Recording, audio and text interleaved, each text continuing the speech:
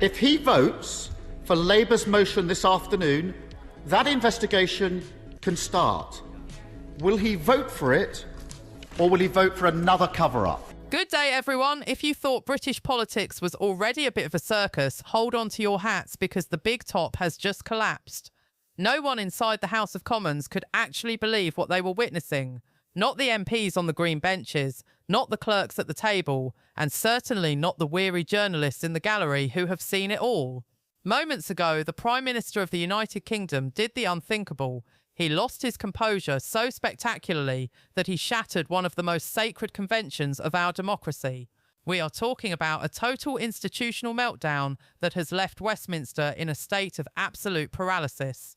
It began as a routine, albeit spicy, debate on immigration, but it ended with a scene that looked more like a high-stakes expulsion from a boarding school than a session of Parliament.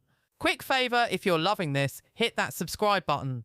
Over 92% of viewers haven't yet. It's free, takes a second, and means the world to us. Thanks if you did. Now back to the show.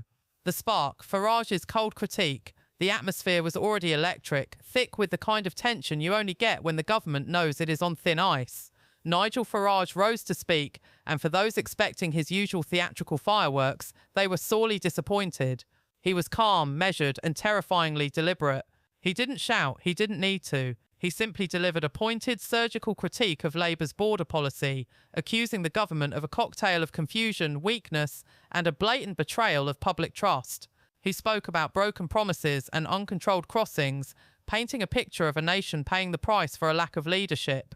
It was cold, it was professional, and it cut through the noise like a hot knife through butter. The chamber fell into a murmur, cameras zoomed in for the reaction, and then the Prime Minister snapped. The meltdown, Starmer's fury unleashed.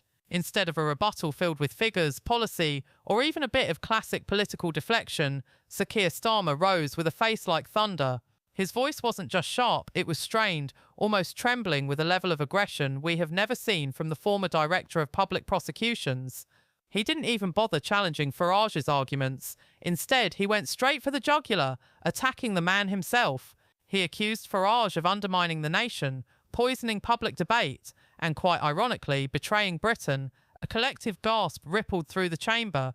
The Speaker of the House immediately intervened, shouting for order, but Starmer was gone. He ignored the protocols, he ignored the warnings, and he ignored the centuries of tradition that say a Prime Minister must keep his head while everyone else is losing theirs. It was an emotional collapse unfolding in real time. I will not tolerate such behaviour. If you want to go out now, but if you stand again, I'll lord you out. Make your mind up. Either shut up and get out. The ejection, Standing Order 43. Then came the moment that will be etched into the history books and replayed until the end of time. The Speaker, having lost all patience, stood up and invoked Standing Order 43, a rarely used nuclear rule reserved for serious disorder. The chamber went deathly silent.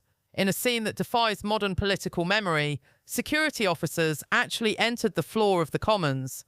The Prime Minister of the United Kingdom was escorted away from the dispatch box, physically removed. He wasn't just suspended. The session wasn't merely adjourned. He was marched out. MPs sat frozen in their seats, some staring at their shoes, others whispering in sheer disbelief. The authority of the office, built over centuries, seemed to evaporate the moment those doors closed behind him. Westminster knew instantly something irreversible had just happened. The viral fallout, a digital wildfire. If the scene inside was dramatic, the reaction outside was a Category 5 hurricane. Within minutes, not hours, minutes, raw footage of the Prime Minister being escorted out exploded across social media. This wasn't edited spin. It was the unfiltered sight of a leader being ejected from the heart of democracy. People initially thought it was a deepfake or a parody, but as every major broadcaster confirmed the news, the chaos turned into a frenzy. Outside Parliament, journalists flooded the courtyard, their cameras swinging toward Nigel Farage as he emerged, looking like the calmest man in London. He didn't take a victory lap. He didn't raise his voice. He simply said, "This is not the behaviour of a man fit to lead a country." It was a line that landed harder than any insult ever could. Inside Downing Street, panic stations, While the footage was looping globally, the atmosphere inside number 10 Downing Street had collapsed into pure, unadulterated panic. Senior aides were reportedly scrambling to contain the fallout, but how do you spin a prime minister being hauled off by security? Ministers stopped answering their phones, press officers delayed their statements, and the resulting silence only amplified the sense of a government in terminal crisis. Then, the leaks began. Sources close to the Prime Minister quietly admitted that the pressure had been building for weeks: immigration polling, internal Labour divisions, and a party moving in two different directions. This outburst wasn't an isolated incident. It was the sound of a man hitting his absolute breaking point. The internal fracture, Labour in revolt. By nightfall, the whispers turned into a roar. Labour backbenchers, horrified by what they had seen, began cancelling media appearances and demanding emergency meetings. A small but vocal group began privately discussing leadership alternatives. Trust hadn't just been dented, it had fractured. Polling firms moved with lightning speed, and the overnight surveys were brutal. Confidence in the government didn't just drop, it plummeted. Voters weren't even debating immigration anymore. They were questioning Starmer's temperament and his basic stability as a leader. If you cannot handle a critique from Nigel Farage without being escorted out of the building, how on earth can you handle a national crisis? Talking the country down, I'm talking him down. The shadow of the last budget is hanging over the entire country. Just yesterday, only the Conservatives supported the two-child benefit cap, because only the Conservatives believe in living within our means. Not Labour, not the Liberal Democrats, not Reform. But it's the end of term, Mr. Speaker, so why don't we go through his end of term scorecard? The economy is contracting. Inflation, highest in the G7. Unemployment, up every month under this government. Spending, out of control. Borrowing costs, more expensive than Greece. And this is just the first year, Mr. Speaker. The Labour Party should be ashamed of what it is doing to the country.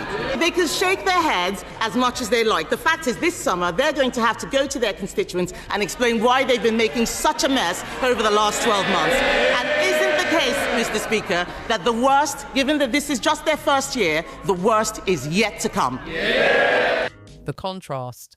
Composure versus collapse. The most damaging part of the entire saga was the visual contrast.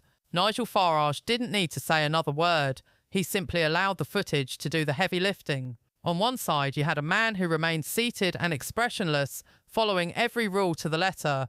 On the other, you had the Prime Minister, overwhelmed and out of control. Analysts began replaying the clip frame by frame, like a political Zapruder film.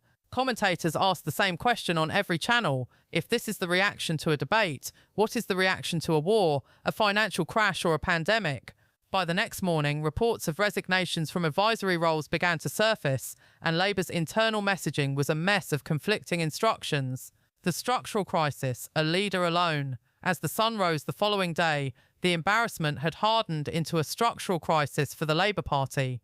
This was no longer about a bad afternoon in the Commons. It was about the very foundation of Starmer's premiership. Senior figures were demanding explanations that simply weren't coming. The absence of a clear response was interpreted by the public and the markets as a sign of profound weakness. Reports emerged that letters of no confidence were being drafted, and while no official announcement was made, the tectonic plates beneath the party were clearly shifting. Labour wasn't just shaken, it was beginning to splinter into factions, each looking for a way to survive the fallout. Public disgust, the temperature of the nation. The public reaction was visceral. Phoning shows were flooded with callers using the same devastating phrase, "He does not look like a prime minister." British politics is built on the pillars of restraint and composure. When those pillars are kicked away in such a public fashion, the image of authority is nearly impossible to repair. Authority, once cracked in public, usually shatters in private. Even voters who were previously sympathetic to the Labour cause expressed a deep sense of unease. It wasn't about ideology, it was about the basic ability to hold the office. In modern politics, perception is reality, and the perception here was that the man at the helm had completely lost the plot. The end of the persona, from prosecutor to ejectee. This moment represents the systematic unravelling of the carefully crafted Sir Keir persona. He was supposed to be the steady hand, the ex-prosecutor, the man who would restore order after the perceived chaos of the previous years. Now, he looks like just another politician who traded his ideals for a billionaire's penthouse and his composure for a shouting match he couldn't win. The prosecutor image has been replaced by the ejectee. Inside the party, the once solid front is cracking under the weight of quiet anger and growing panic. MPs are looking at their own seats and wondering if they want to be tied to a sinking ship. The lingering question, who is in charge? As we look at the wreckage of the last 24 hours, a new and dangerous question is taking shape across Britain. Who actually leads this government? Is it Starmer? Is it his billionaire backers? Or is it simply a vacuum where leadership used to be? The silence from Downing Street has created a space for rampant speculation, and in that vacuum, public confidence hasn't just faded, it has vanished. Governments can survive many things, but they rarely survive public humiliation at the very heart of their own democracy. The image of the Prime Minister being escorted out of the House of Commons is a stain that no PR campaign or slogan can ever wash away. The soul of British politics for sale. This scandal isn't just about a heated exchange, it is about the soul of British politics. It's about a system where wealth and influence seem to dictate strategy more than the will of the voters. George Galloway and Nigel Farage, once dismissed as fringe figures, are now standing centre stage because they are the only ones pointing out that the Emperor has no clothes. The public feels ignored, lied to, and fundamentally discarded. The longer Labour hides behind legal wording and dodges the real questions, the more that feeling turns into a righteous fury that could reshape the political landscape for a generation. The pressure is rising, the numbers are being counted, and the footage is still looping on every screen in the country.